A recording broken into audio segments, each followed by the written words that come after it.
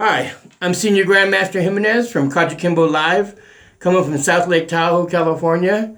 Our guest today is Professor Anthony MARHX from Hayward, California. So we're going to have a great interview with him. Professor MARHX, are you on the line?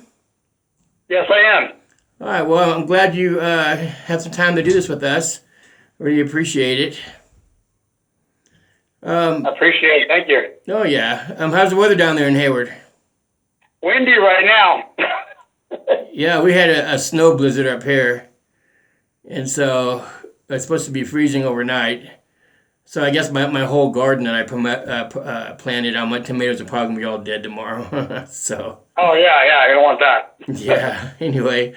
All right, so let's get a little background. So how old were you when you started martial arts, and what style did you start with? Well, we go back to 1973. Started hanging out with my brother over with Robert Gaylord's school, Robert School of Karate over there on B Street. And Yeah. I was still a little guy back then, so, Mr. Gaylord wasn't taking little kids like my age back then. Yeah. So, I was basically emulating whatever I could right there in the lobby and doing whatever I can. And, I met Joe Oliveris and Crystal Swan, and, then they took a liking to me, and my sister-in-law, my nephews were all going around over there, and all the kids were all hanging out in the lobby. And next thing you know, Mr. Gaylord at times would say, yeah, just bring them on in. So we just kind of, blended in with everybody else, but we just kind of hung on the back and just got to emulate, and it kind of took a liking to us. So we've been there for quite a while. As I got a little older, I wanted to emulate a lot of the things you see on the Chopsaki, Kung Fu, and Samurai movies in the 70s. Yeah.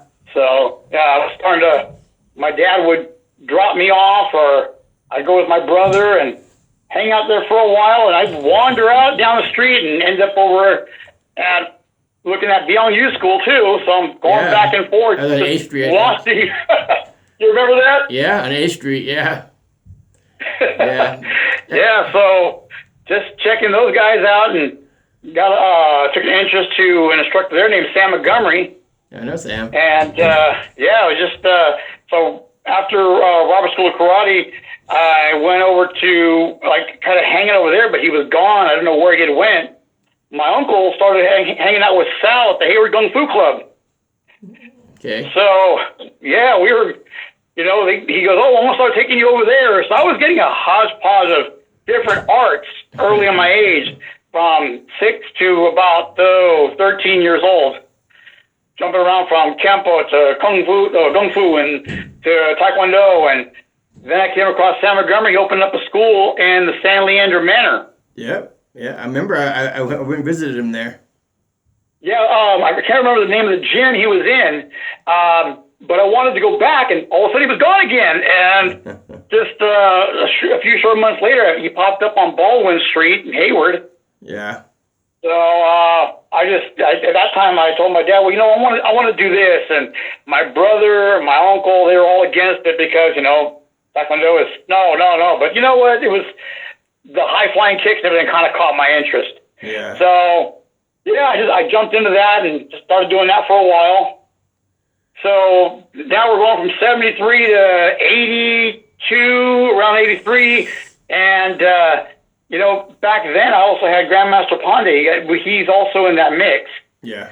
So he was my brother's best friend, and he was in my brother's lowrider club, the Image Makers, back then. Yeah, that Pandey. We're going back a ways. Yeah, I remember that San Leandro strip. All the lowriders came in. Yeah, right. They had a lot of guys out there. San Leandro, they were just everywhere. And Louis was taking me to Del Dela Cruz. I know Del. And I got to study on Dela Cruz and Fanini.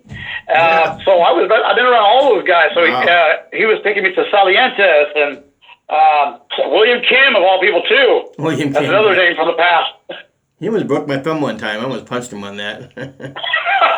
he shook my hand and he slided his thumb over my other thumb and pinched my. I almost broke my thumb. He almost broke my thumb. I almost hauled up and punched him right in the head when he did that.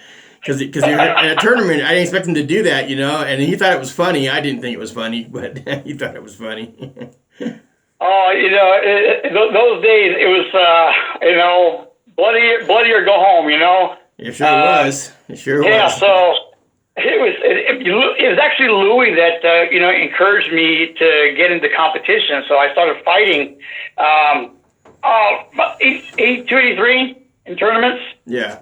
But I had a bit of a temper, so, he'd pull me out and I'd get disqualified. And then when I started fighting under Sam Montgomery, I was doing the same thing, and Mr. Montgomery wasn't happy with me. You can't do that. So there was a few times where the only person that actually used to come over and pat me on the back was Al Novak. Al Novak, yeah. He was like, "Hey, don't worry, you're doing good. Just keep out there. Just watch the temper, watch the attitude. You'll be all right." Yeah. He gave you that big hard handshake and almost knocked you over. Oh man, that handshake, man! Yeah, you're talking about broken thumbs. I think he broke my whole hand, just a handshake. Yeah, the first time I shook his hand, I was only a little kid, and Senior Grandmaster Vargas he's all, go shake his hand because he's, I go, oh, okay, I'm only a little kid. I walk over there, thinking he's gonna shake my hand. He wanted to sit me across the room.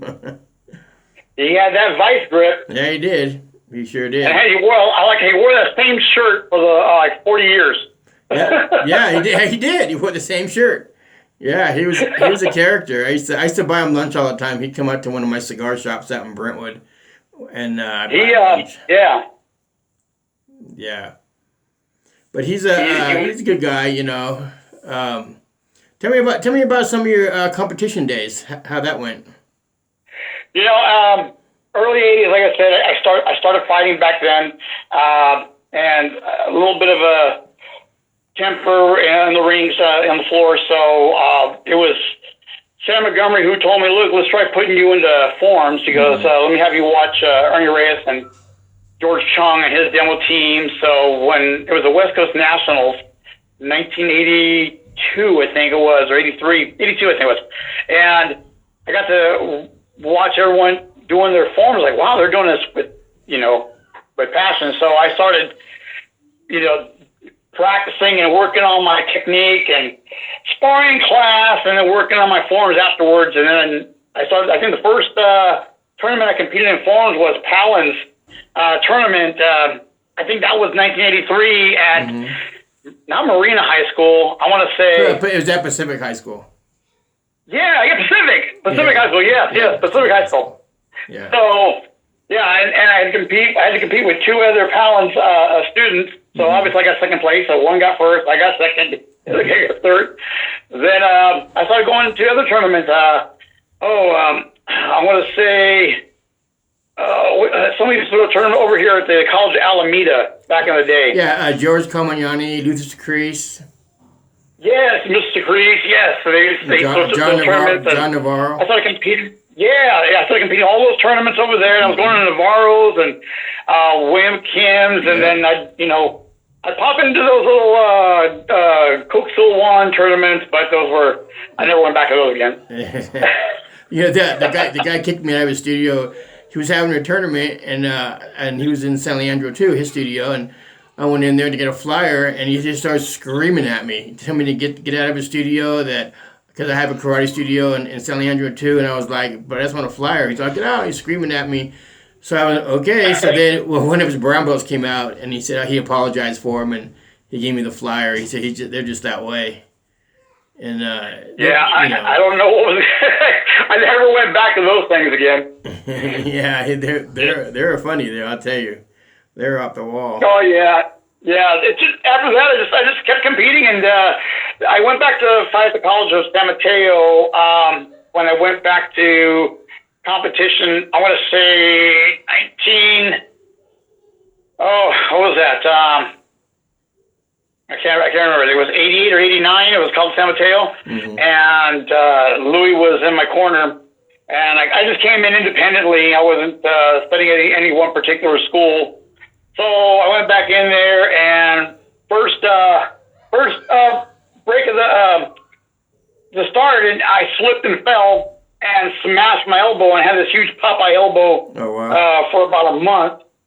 So Louis was like, we'll come back next time, and we'll do that again. So went back to, I can't remember the other tournament I went to. It was in Vallejo. Oh, it was the Anthony Daniels tournament. Yeah. Anthony Daniels tournament. Went back over there and I fought, and I got second place on that. I took first place in traditional form and open form. That's good. Yeah.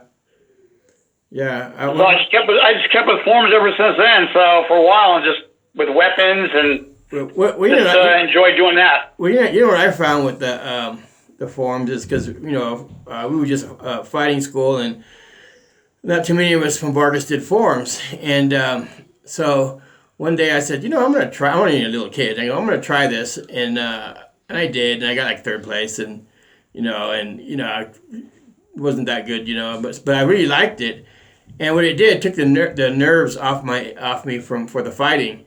So then I really got into the forms, and then later on when I got my black belt and stuff, then I competed nationally. But I used to do, and I changed my uniform every time. I used to do soft style, Kempo, weapons, open, fight, and teams all in one day. We have that's what I would do. I would do every one of those things. Except I never did into the hard style division. Yeah. But that's what I did. Then I wound up enjoying the forms more, than the fighting. Yeah, and then the last, like I said, remember we discussed this once before. The last tournament, before I said I'm not going to compete anymore. You and I competed against each other and we tied for first for grand. I don't know if you remember that. Yeah. At San Lorenzo High School. Yeah, I remember. Better man won, and you did a great job with that. Thanks. Yeah, you guys all booed me. Not you, but the yours. It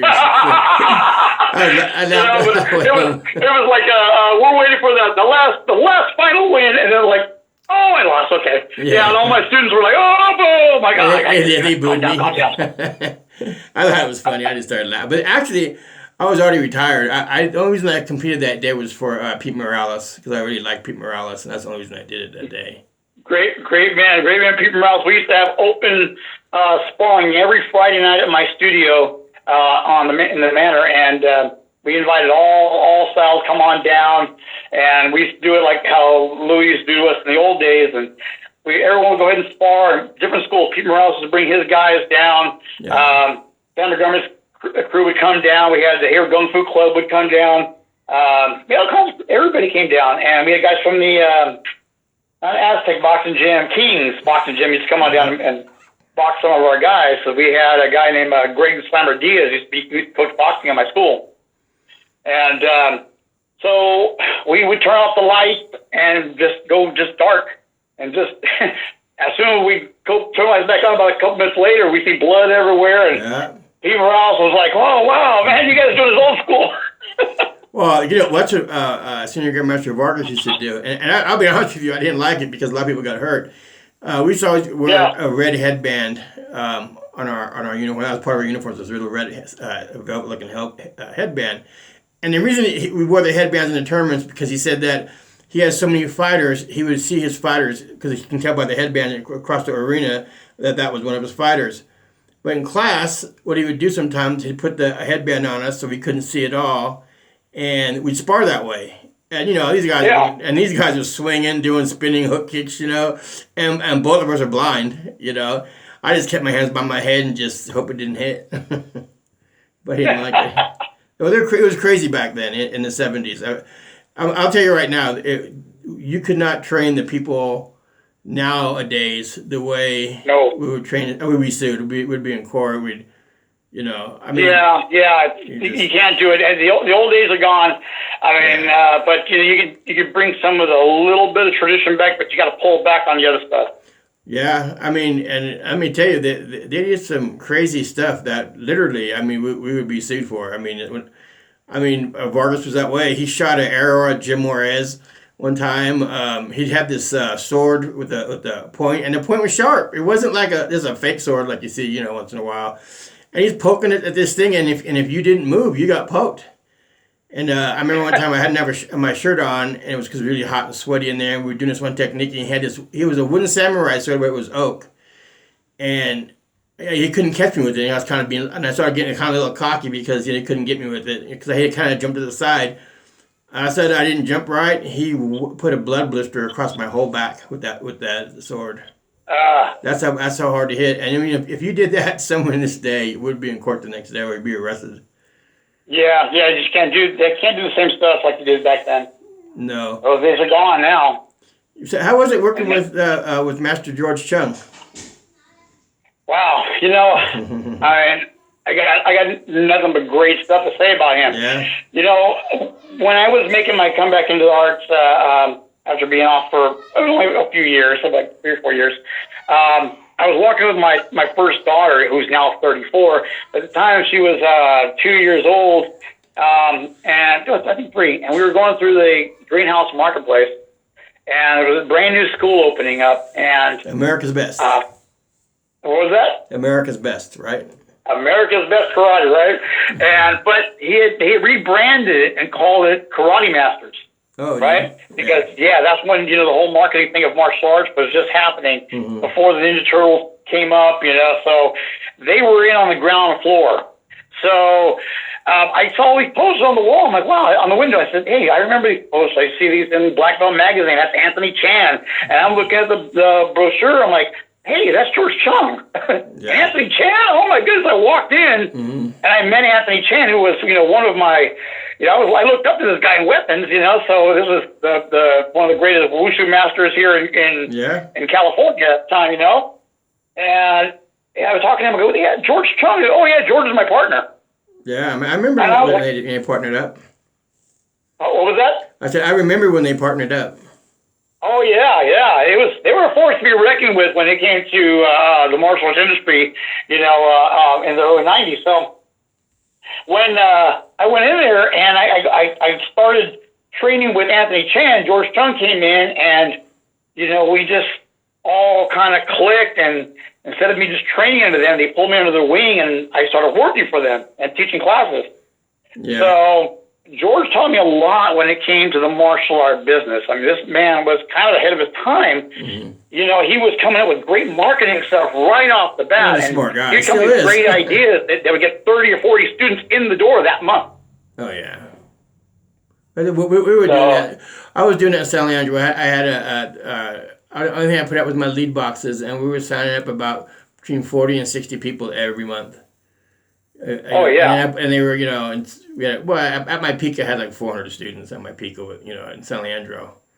But let me tell you about George Chung. There's too many people that I don't look up to. I mean, I kind of go, oh my God, George Chung was the only one I used to look up to. When I used to see him when I was younger and watching him up there on the stage at the Oakland Auditorium, I'm like in awe. When he used to do his forms and stuff, he was just so great. I was just like, I would tell my mom, I go, oh my God, I was only a little kid, and I go, you gotta see this guy up there, I go, he's a black belt, and he's from West Coast, and and I just that was my thrill of when I was a white belt or whatever, was to see George Chung compete. Oh yeah, when I was there with West Coast, when I heard that George had departed, George and Cynthia had departed, the Rothrock. Yeah, I know Cynthia. Yeah. And that's when they started America's Best Karate, and they opened up in Los Gatos. Oh yeah, that's right. America's Best was George and Cynthia. I got it confused. That's right. Yeah, and then so there was a lot of twists and turns along the way, and the school still stayed under George, and I guess Cynthia went her own direction. Sure. Obviously she's in films and everything else, but George had his business plan that expanded it to, I'm not sure how many schools he had at the time, but when I was there was only about, I think, four schools. There was the San Leandro, the flagship school was Los Gatos, then we had Newark and San Ramon. Yeah. So, and we had Larry Lamb with us too, who everybody everybody knew him as Leonardo from Teenage Mutant Ninja Turtles, and he's been in numerous movies with like Last Samurai and Shanghai Noon and Blade Trinity, and he was also in Deadpool in the beginning scene. Is he? Yeah. Yeah. So we were all trained. We were all training under George and Anthony, and working with them. So it was just the things that I learned from them enabled me to open up my own school. Yeah. He He was talented in forms, you know. I mean, that guy. I mean, he was great. You know, I mean, to this day, I mean, I see people now, you know, do all these, you know, more or less gymnastics, aerial stuff, and jumping all over. But still, it didn't compare to what he used to do years ago. I mean, it was just like night and day. You know, and he was just good. You know, and of course the whole West Coast demo team, and that back then is I used to like the tournaments back then because when I was only a member, I was only a white belt, you know, coming up, and we used to go to and tournaments was like every 3 months. It wasn't like every weekend like they have after that. So every 3 months they have a tournament at the Oakland Auditorium, and everybody in the world would be there.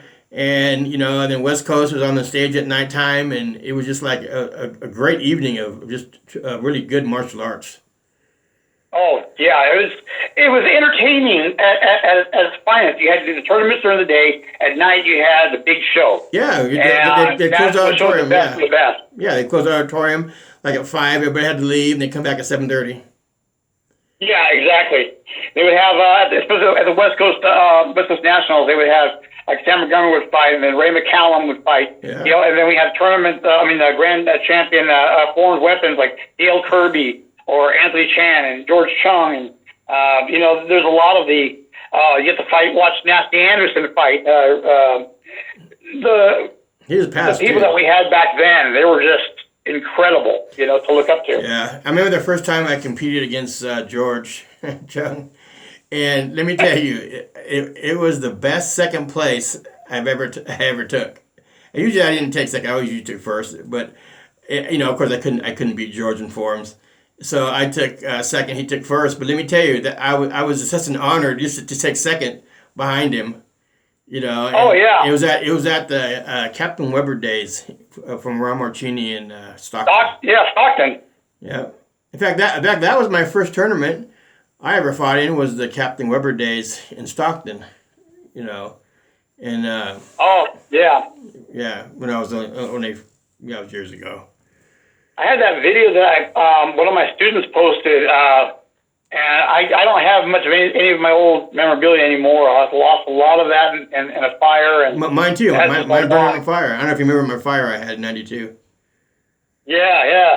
And, you know, when we had in that video, I was trying to remember where that video was shot at. As soon as I turn, I walk off after doing my comma form, and you see Leo Fong sitting at the head table. I'm like, oh, that was Stockton.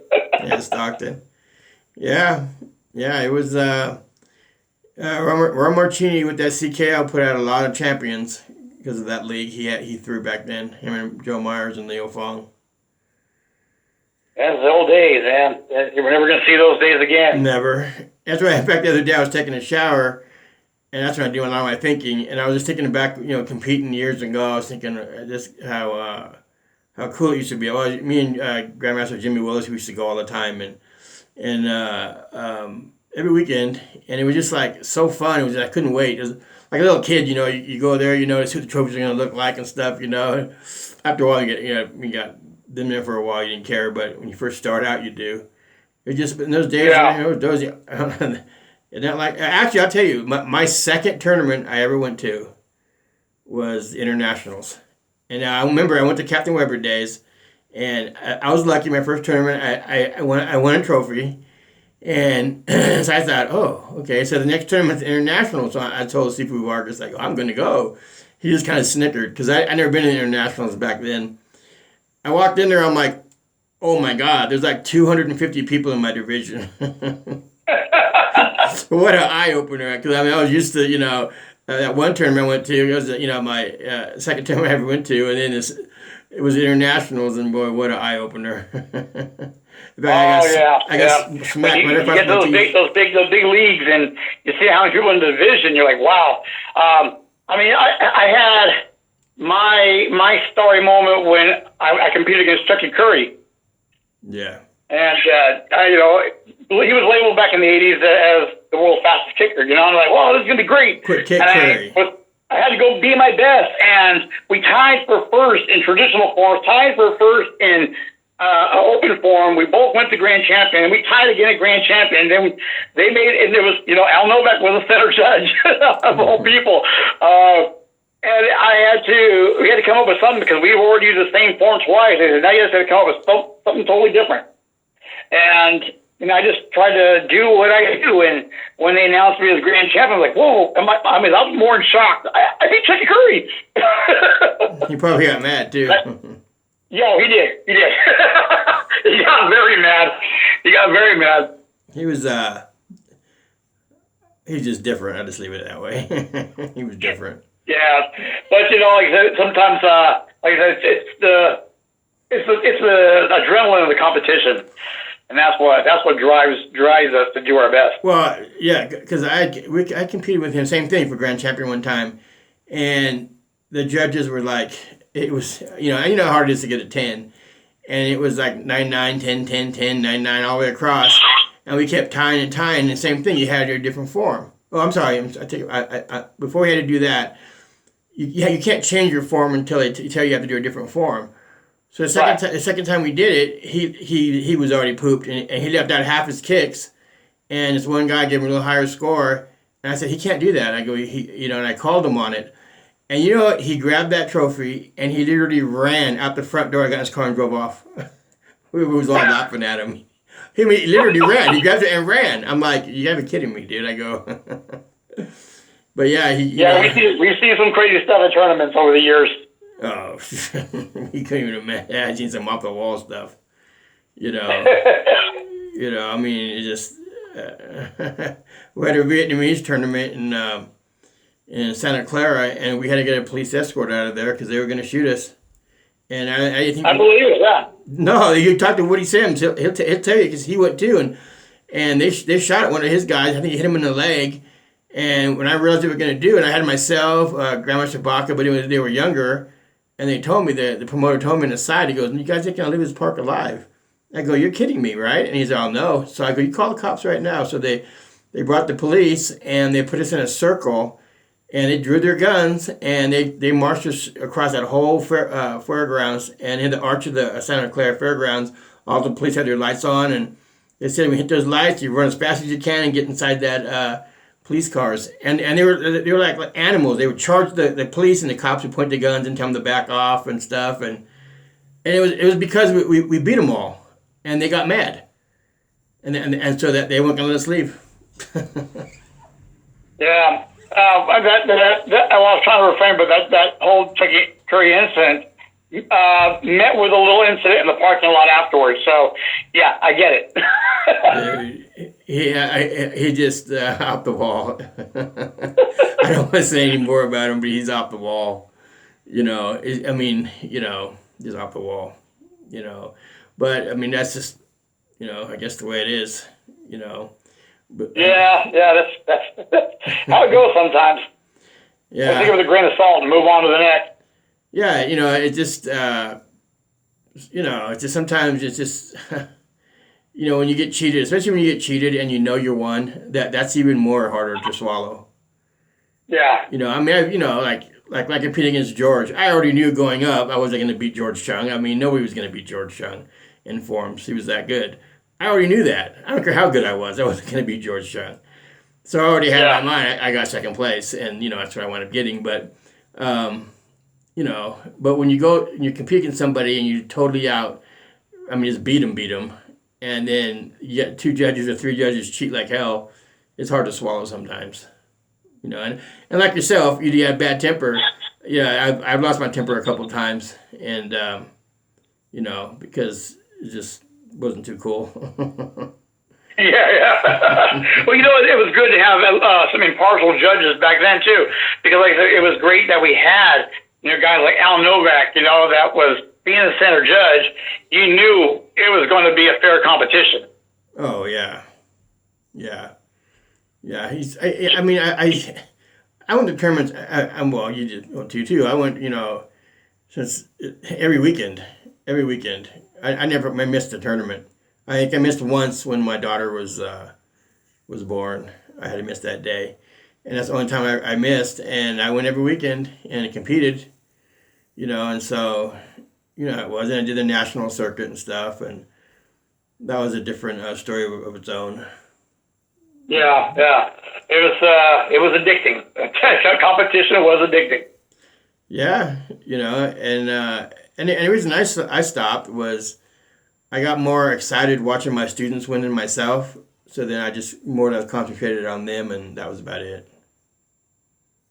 Yeah, I had a few students that just excelled in competition. So I just kind of, after you and I competed against each other, I faded away from the competition, just focused more on my students with the local tournaments, and they did very, very well, and I couldn't have been more proud. Yeah, yeah, And that's what it's all about in the end. In the end, you want your students to be better than you. So, of course. and to watch them, climb and grow, it's an amazing experience. Well, yeah. I mean, you just like I said, I got more excited watching them, winning and taking grand champion and stuff, and it just was like. And a couple times, like one would take fighting grand champion, and I take forms grand champion, or vice versa. I take fighting grand champion, they take forms. So you brought both trophies back home and stuff. So those days were kind of fun and stuff like that.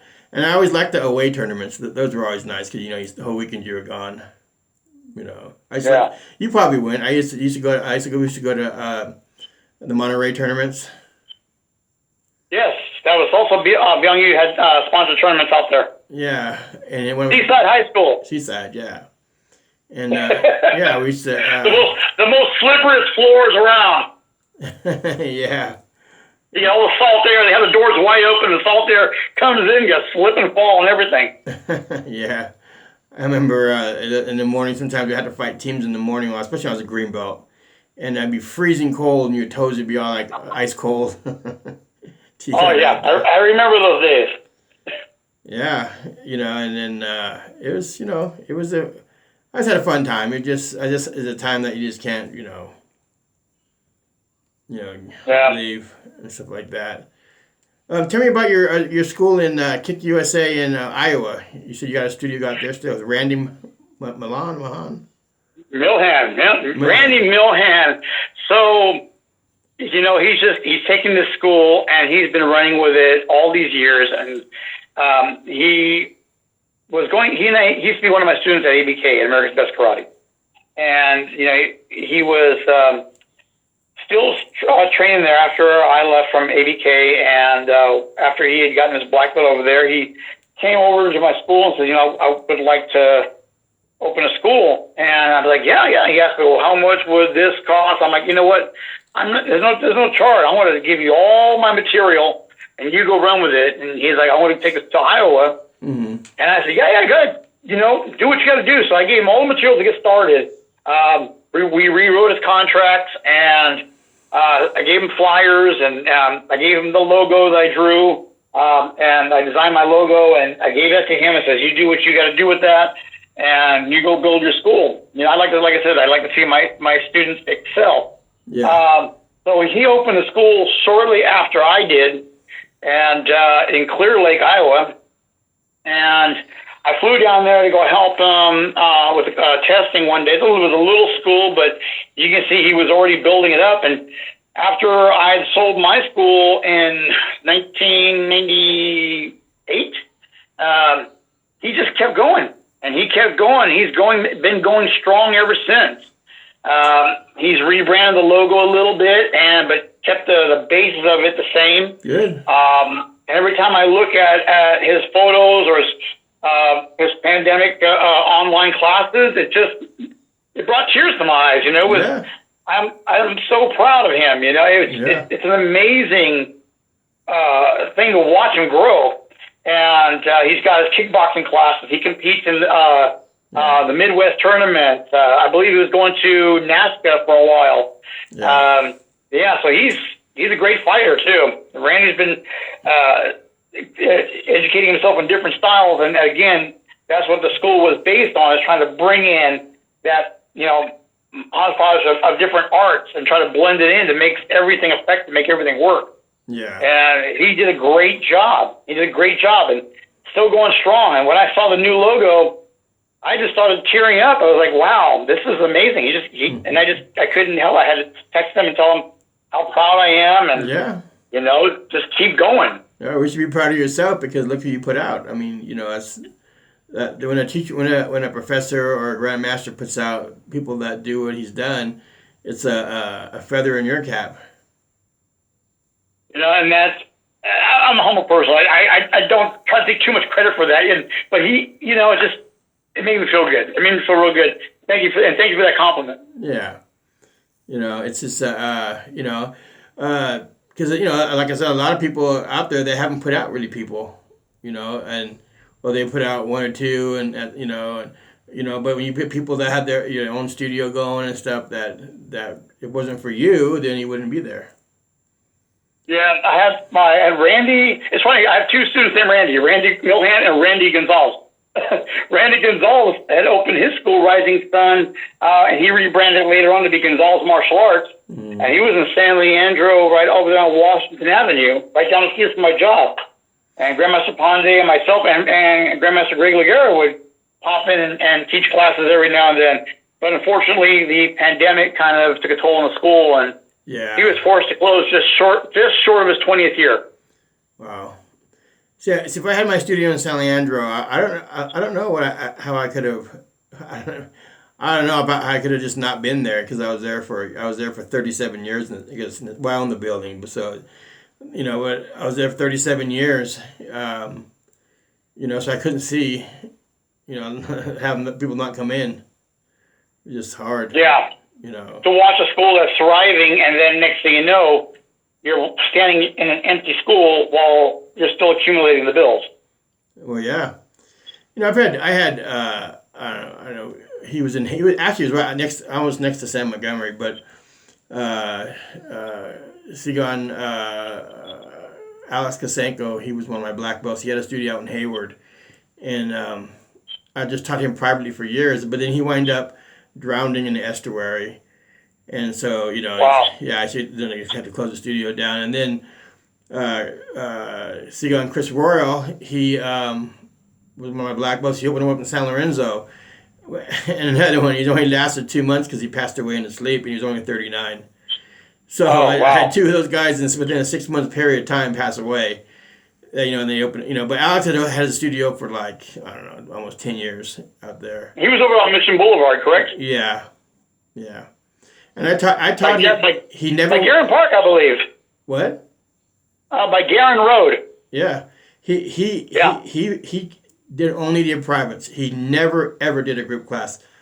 He was only a little guy, and but he was older than me. But it was funny. He had a phobia about being around a lot of people, and yet he had his own studio, and he had a lot of students in there. But I could only work with him privately. So for 10 years, 7 years, 8 years, whatever it was just privates with me and him, one-on-one. And, he got his rank and everything, and he opened up his own studio. And, I was sad when I heard that he drowned in the estuary. Because I had just talked to him the night before. Yeah, that could take a toll. Yeah, but... Sorry for your loss on both counts. Yeah, it was within 5 or 6 months apart. And they were both real close to me. And I remember the last thing, Alex Kasenko, he had called me on... He drowned over the weekend, and he called me on Thursday. And this is the way he talks. This is the way he talks. He calls me. He's like, "God damn you! How come you haven't called me?" And I go, "Oh, I used to call him Big Al because he was a little short." I go, "Hey, Big Al, I go, I know. I just been really busy. I go, I'll come down next week and go lunch or whatever." He's okay. And then his last thing to me, he goes, "Hey." I go, "What?" And he goes, "I love you." And I was like, "Yeah, I love you too." And then he drowned that Saturday, and it was a trip. Yeah. Yeah. So. Like I tell everybody, you never know when the last goodbye is going to be. No, you don't. I mean, you really don't. That's why I see team people out there arguing in different associations and stuff like that. Talking crap about everybody. It's life's too short. It's just too short for that. So because before I used to get angry, that grudges everything. Yeah, before I get angry when they talk crap or when they be two-faced and stuff, and I would get mad. But now I just laugh. I go, okay, whatever, because I know better, So yeah. It is. But anyway, we'll go ahead and wrap this up. And I'm glad that you was part of this interview, and we had a real nice chat, and I'm sure everybody will enjoy this interview. Thank you for having me. I appreciate it. All right. Well, I'm Senior Grandmaster Jimenez. This is KAJUKENBO Live from South Lake Tahoe. You'll see this podcast on our YouTube channel on KAJUKENBO Live. Make sure you hit like and subscribe to our channel. Thank you again.